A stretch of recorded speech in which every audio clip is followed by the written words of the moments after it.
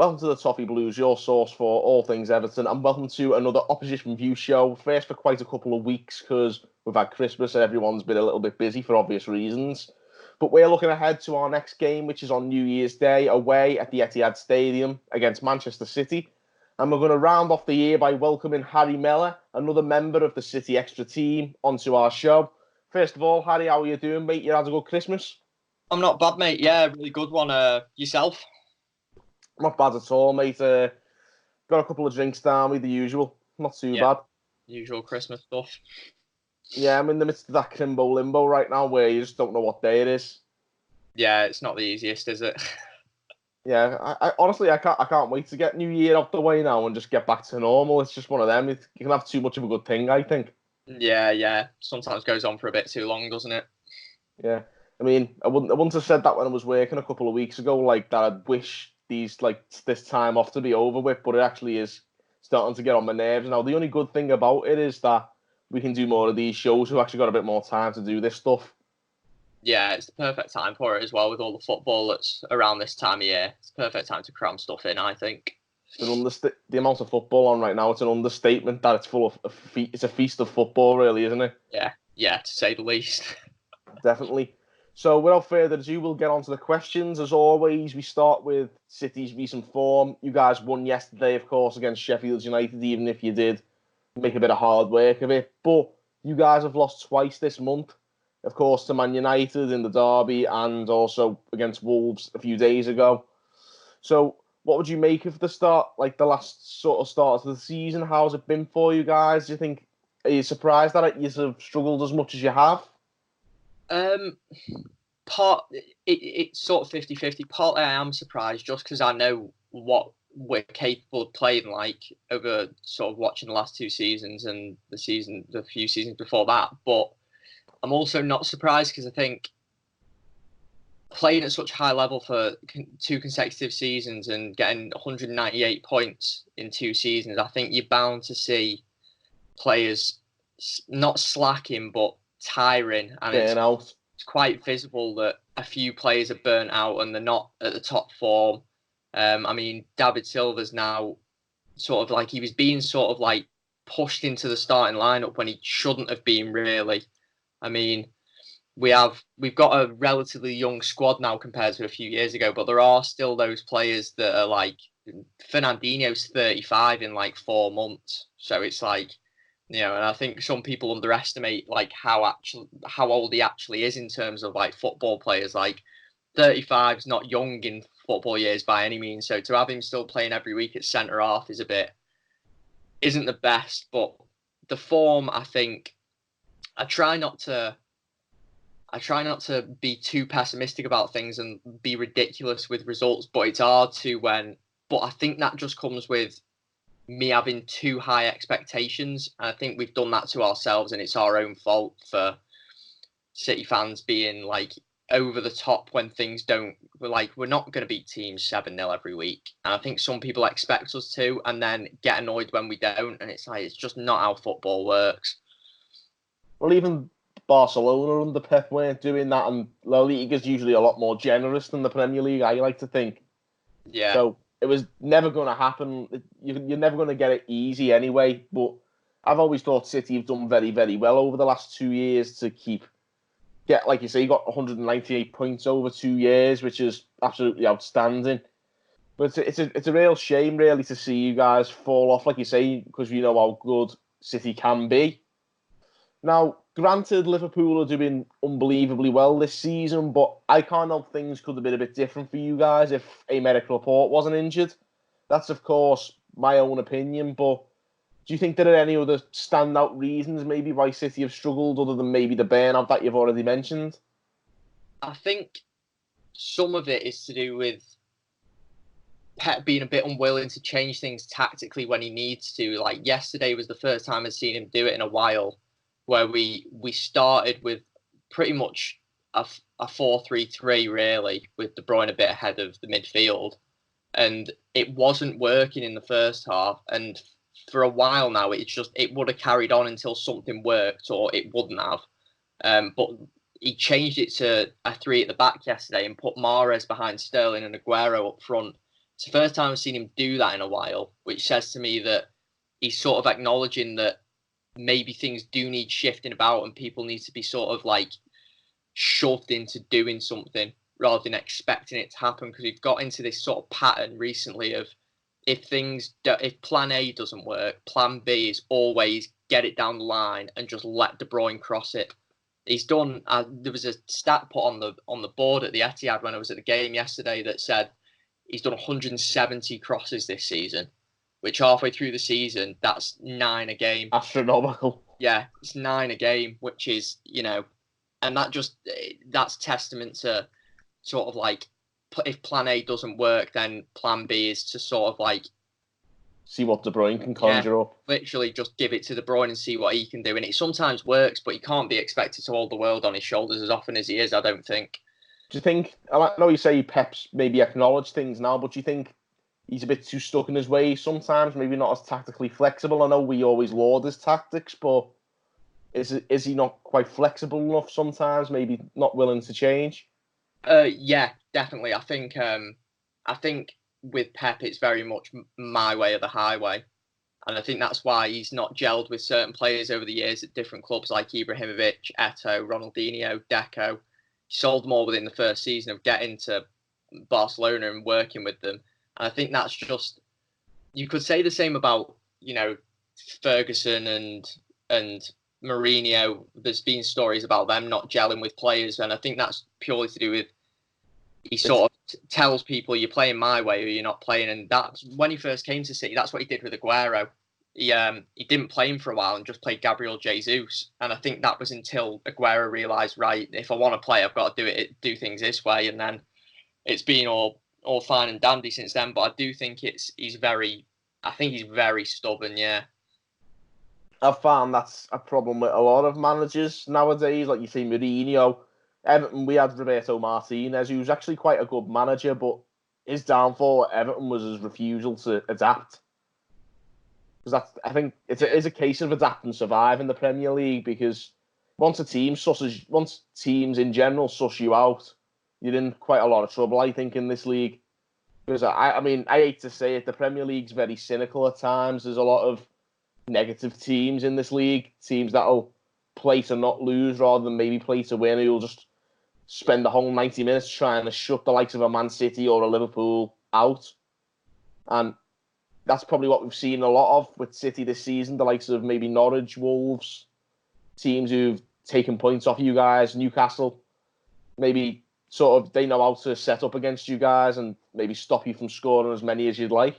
Lower league teams, I've noticed, only really attack us counter-attacking wise, because I think they've noted the attack us on the counter-attack and they attack the left-back position because they know that's our weakest position in the defence.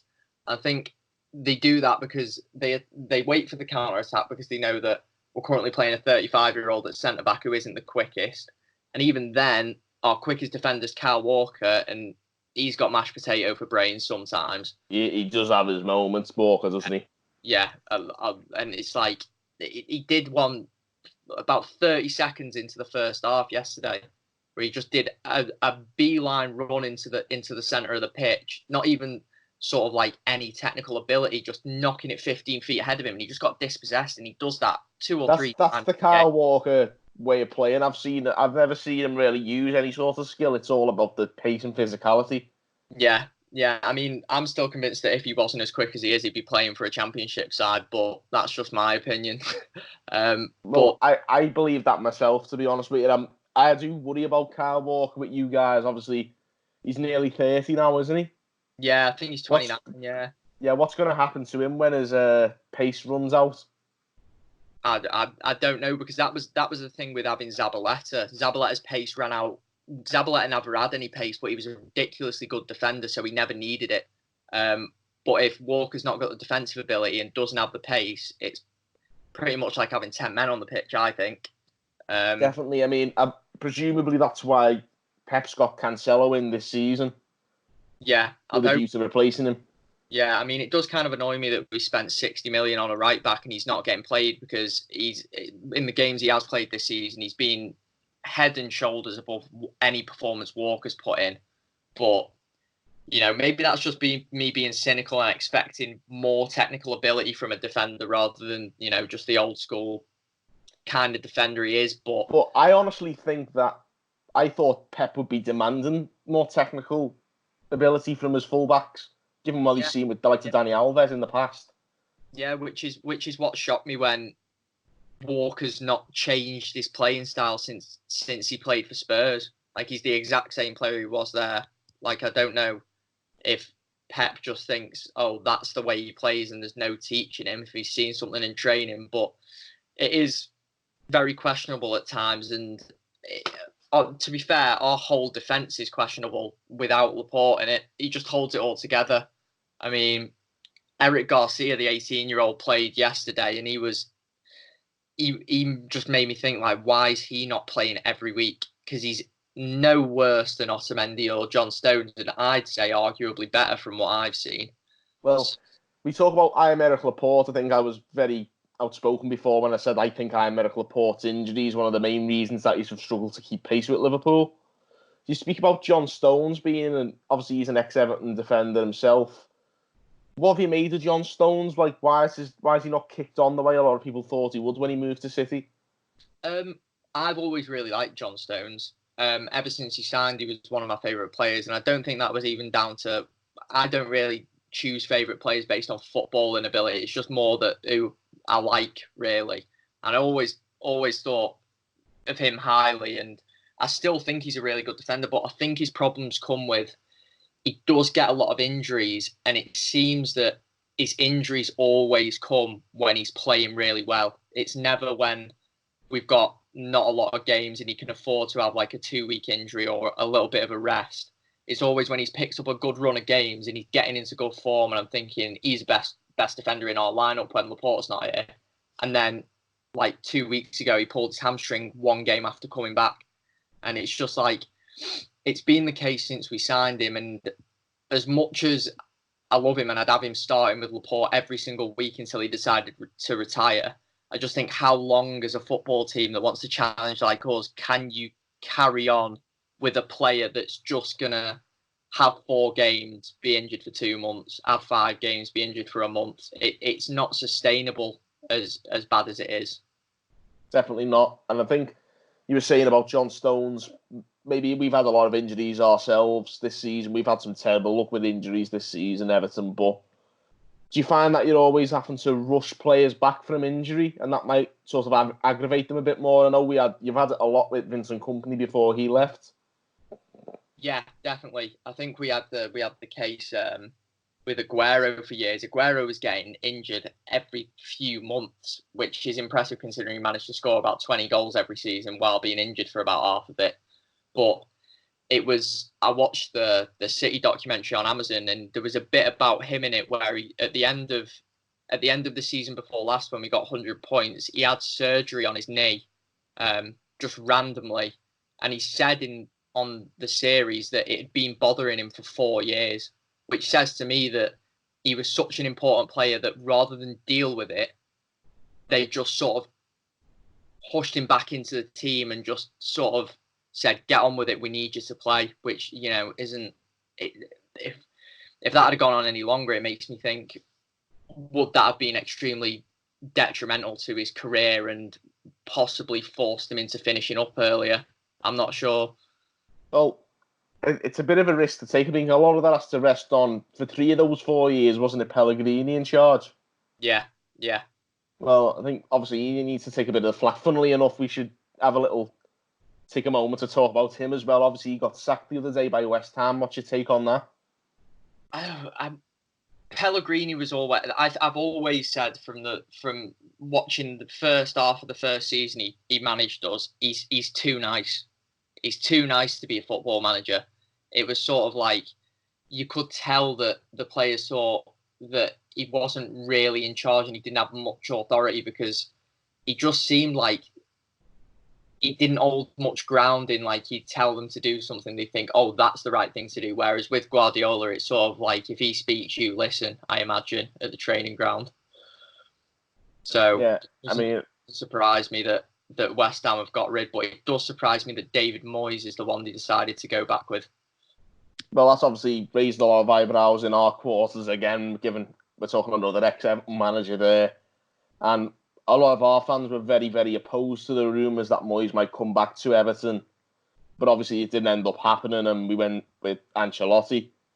So I was gonna move on to that anyway. We've raised a few eyebrows in the past few weeks by bringing in Ancelotti as manager. What have you made from your perspective of that appointment?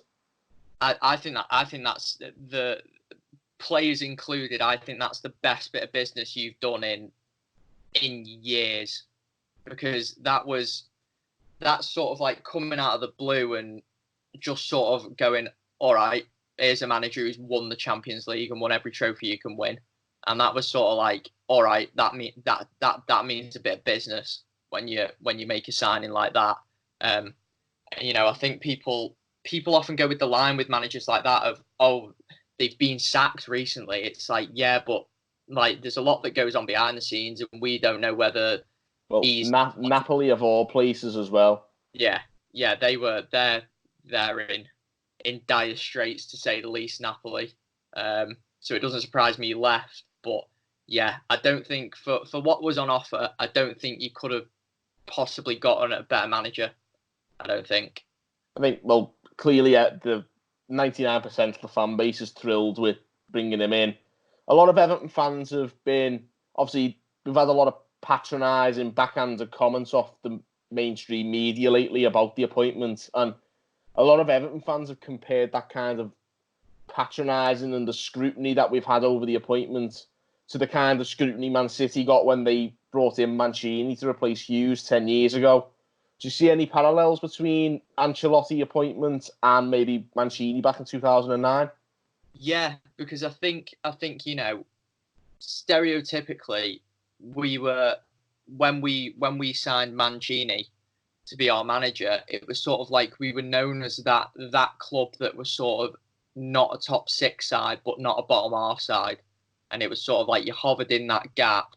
And I think the media were quite happy with us being that club. And when we're that club now. Yeah, exactly. And when we got taken over, like you got taken over by Mashiri, there will be changes that I think people sometimes forget the power that the media hold. And a lot of people's opinions are decided purely by the media. They'll look on Twitter and decide that's my opinion. And and when we signed Mancini, a lot of people thought that's not good, because that's sort of the signing that could push that team that we're sort of happy to sort of sit in equilibrium. That could push them on to jump into that, the big six, as they would say.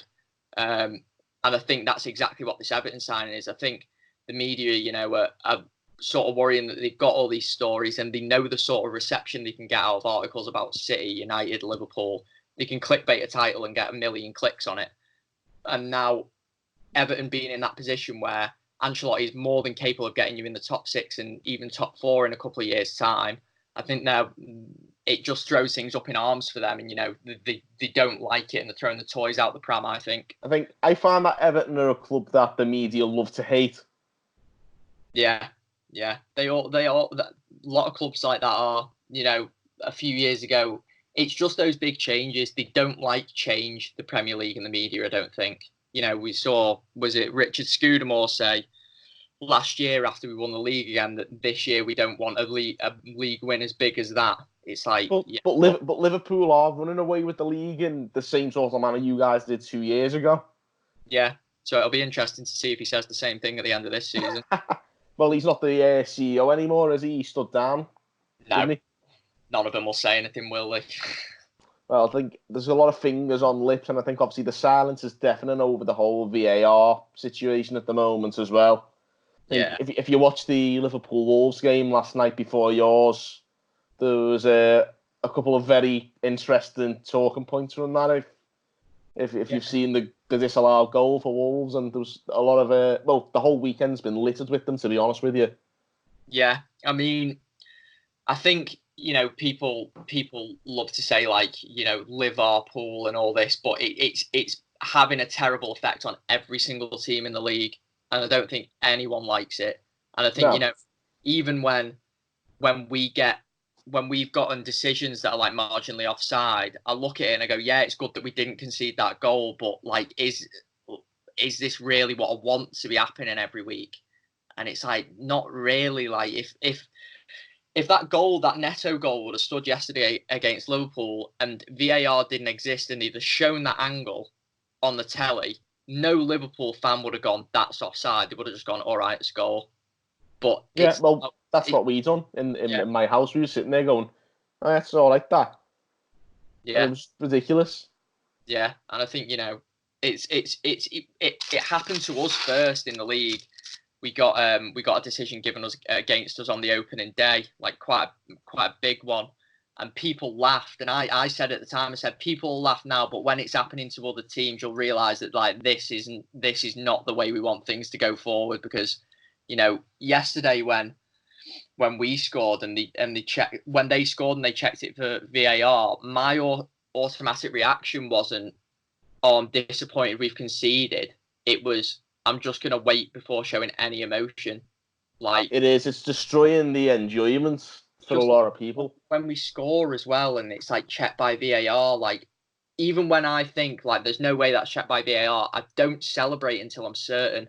And it just takes something away from it. Just like that, I think it takes the raw emotion out of the game, doesn't it? It takes the enjoyment out of celebrating the goals to an extent as well. Yeah, because it's like you're celebrating 2 minutes after the ball's at the back of the net, and it's like, all right, we could have had 2 minutes extra play, and by now. But I just don't know. I was really in favour of it to start with. I was like, because the referees are horrendous, and I thought this might help, but I just think that the problem is I don't get the impression that the referees and the backroom officials really know the rules like in and out. I don't think like it's being used in the right way. I don't think they gave them enough of like an explanation as to this is how it should be used, and it just seems like a complete mess. Absolutely, and I think let's not forget, it was used really well, I thought, at the World Cup in Russia. Yeah, really well. And that was because there were official VAR referees as opposed to referees using the VAR, if you know what I mean. Yeah. There were referees who were well trained in operating the video replays, whereas we've got, the likes of Martin Atkinson and Mike Dean sitting there in front of the computer, like one that probably don't even know how to use the keyboard or something, probably. I mean, it's being used perfectly in the Australian league at the minute. I don't know if you've seen the clips of it, but they have the referee mic'd up. That's right, yeah. They let the viewers and the fans in the stadium hear exactly what's going on, and I think that if that was a thing, I think it just offers like there wouldn't be as much whinging because there'd be explanation as to why decisions are being made, and it forces the referees into actually thinking about it, and not just going, "Oh, that decision will do," because they're on the telly and they'll look idiots. Well, you don't actually think about giving a decision. I think by miking them up and making them explain, it instantly makes referees more accountable for their errors. Yeah, and I mean, it worked in rugby as well when they started miking the referees up, because that's why dissent's not a thing in rugby anymore, because players were getting caught out through the mic'd up referees. The swearing at referees, things like that. So I think that'd help that as well. I just think there's a lot of benefits for putting referees more on the spot, I think. I find it very interesting sometimes. You see a lot of players on the pitch when they're going to the referee, they've always got the hands over the mouths. Yeah. That makes you wonder. There'll be no more of that if they were making referees up. Yeah. Very interesting. Yeah, I mean, I just think it needs in summer, it needs a genuine sit down and people to actually look at it and go, are we doing things the right way? And if not, change them straight away, because the way it's going at the minute, I think every single team and every single fan is just going, this isn't what I want from football. And when everyone's doing it, it's not as if it's a minority. So it needs a big rethink. So what do you think the future holds for VAR? What will it be scrapped end of the season? Will it be rejigged? What's going to happen? I think they're now too deep into using it. I think, because if they scrapped it now, I think that you'd get a lot of people, though it wouldn't be true, saying, "Oh, Liverpool only won the league because of VAR," and then it's like we should, like, when petitions are made and stupid stuff like that, it just creates a whole whirlwind of like chaos that I don't think they need. And I think they're also too stubborn to get rid of a system that they've sort of forced into the game and created their own rule book for. I think they're just too stubborn to just go, all right, it's not worked, we'll get rid of it. I mean, the referees themselves seem stubborn to change decisions at times. But that's the issue, though. It's the stubbornness, maybe not to get rid of it. It's in our best interests, I think, to keep it, but change the way we're operating it. Use it the same way it's been used in the Champions League and the World Cup and other tournaments, or use it the way rugby uses it, for instance. I think if something's being checked by VAR, I think they should have to go and check the screen. Are we even using a screen at this point? There are screens. I saw one when Arteta was walking down the tunnel in the Arsenal game yesterday. There's always a pitch side screen, but not once has it been used. I think every single VAR call at this point, if it needs to be checked, I think every single one should have to go to the monitor and check it, because the VAR ref plus the actual ref, both actually, you need two pairs of eyes looking at a monitor at the same time. Yeah, because a mic. The referee's only seeing it from the pitch, and if they're in the room looking at it on screens, then the referee's not even got an opinion on it. He's just going off what someone else has said, but he's not the referee. So it's like someone else is making his decisions for him. So I think everything needs to be checked. But I think that's the thing, though. You think you've got a VAR referee, the on-pitch referee, both looking at a monitor, mic'd up. You can't go much better than that, really. If you're gonna do this sort of lean towards this video replay sort of side of things and technology, do it properly. Yeah, absolutely. It does need a complete rework. I'm just hoping they do it, because it's got to happen this summer before next season. It has to, because if it carries on like this, it's just gonna get worse. Like people were saying at the start of the season when it was making blunders, they were saying, "Oh, it's only gonna get better though. It's early days," but it's only got worse. It's got worse and worse. This has been the worst weekend for it all season. Now this thing where they're guessing where the arm, where a handball starts. How are you supposed to know where on the human body the hand starts? How are you supposed to know that? So it's like you're drawing vertical lines to armpits and coming off like knee airs, and it's like why are we doing this? Like I'm just picturing Mike Dean sitting there playing on Microsoft Paint in the VAR room in Stockley Park. I don't have a clue what they're doing. It's like, I bet there's some referees though who are just going like, what are we doing here? Like, there's got to be some of them that absolutely hate the implementation of it and how it's being used. Could that be a little ulterior motive? Maybe some of them hate it and are trying to sabotage it. I don't know. I don't think they'd be that cynical with it. I just think that they genuinely don't know how it's supposed to be used. It doesn't seem like it's being explained well enough to me. Well, there was this big hoo-ha about this training session for all the referees prior to the opening weekend that was supposed to get everyone up to speed with how it was going to be used, and clearly no one's registered a thing. It's just like, it just seems like they didn't have the conversation of like, if it's a handball and we have to draw the lines, where does the arm start? Like, because that's a big one. Like, it's millimeters between like what you consider a certain body part and if it's offside, and it's like, how can you actually tell? Because all you're doing is using Photoshop on a computer and going, that's offside. Like, it's ridiculous, and it's the worst thing is it's a couple, like you say, it's a couple of geeks playing with a computer, and it's like destroying the game we love. Yeah, it's not the best. It's that's an understatement. I just really hope they do something sooner rather than later, because it's genuinely having an effect on how much I'm enjoying going to every game at the minute. I can second that. So yeah, it just needs to be sorted. Rant over, just before we move on to finishing off. The new year's upon us. It's always a good time to reflect on the season so far. It's the halfway mark. You're going to enter 2020 14 points behind Liverpool. Do you think the title's already surrendered now? Yeah. I think I think so myself. Like, there's a lot of people who go, "Oh, it's not over till it's over." Does that Liverpool team look like losing 5 games? Absolutely not. And then, in fact, losing 5 games, we'd have to win all of them, and then we'd still only finish like a point above them. It's just like, and not just that, we've got the Champions League, we're in all the cups still. It's like it's done with, and people can say what they want, but it is, as far as I'm concerned. we're talking like a Lazarus-esque comeback there, aren't we? If anything's going to happen now. Yeah.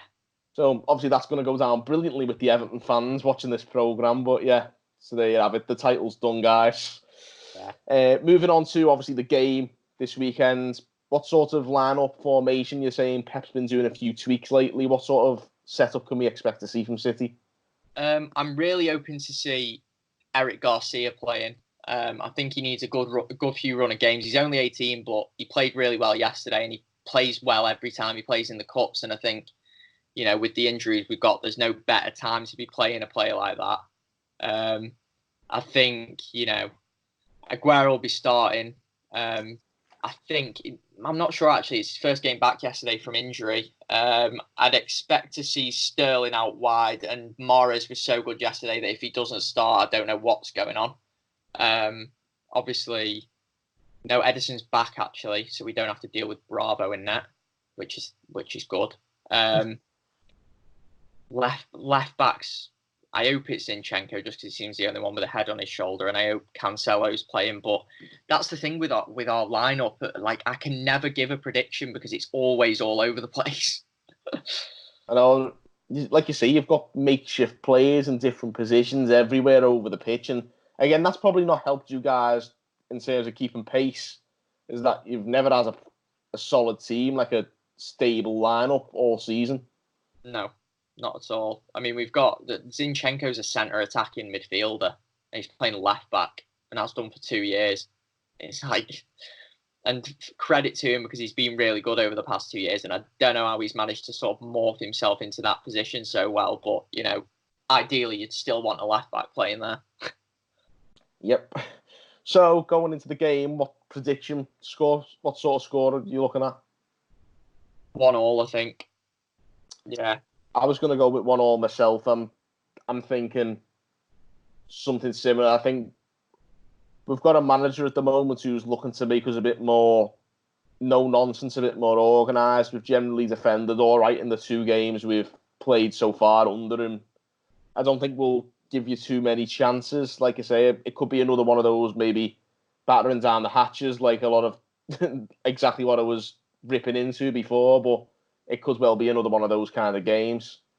Yeah, but, I mean, I think Ancelotti, obviously it's his first big test as Everton manager, isn't it?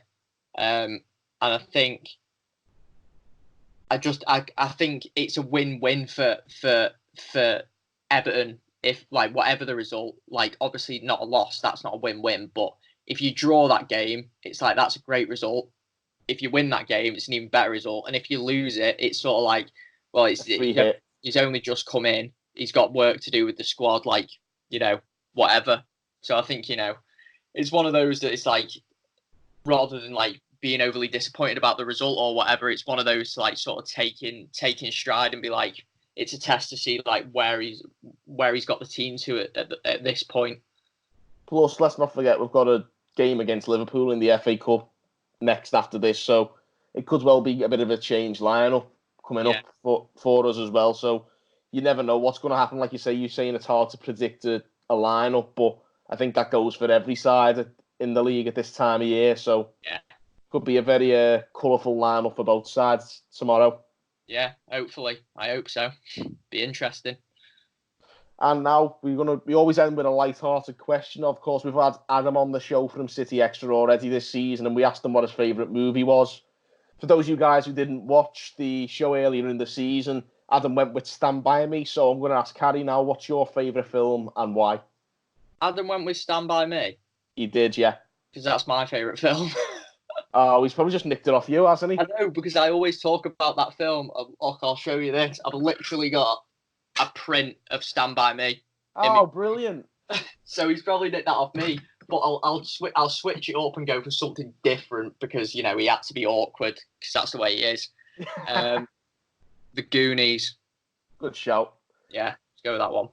Couple of similarities with the films, good 80s films, young lads, there's not much difference really. Both brilliant films in their own right. So, again, it's clear that City fans have good taste in films. That's all we have taken away from this show, if anything. I mean, I am a film student, so if I didn't, I think I'd be a bit disappointed. Oh, Goswell, good luck in your degree anyway, mate. Yeah, nice one. Cheers. Right, so there you have it, guys.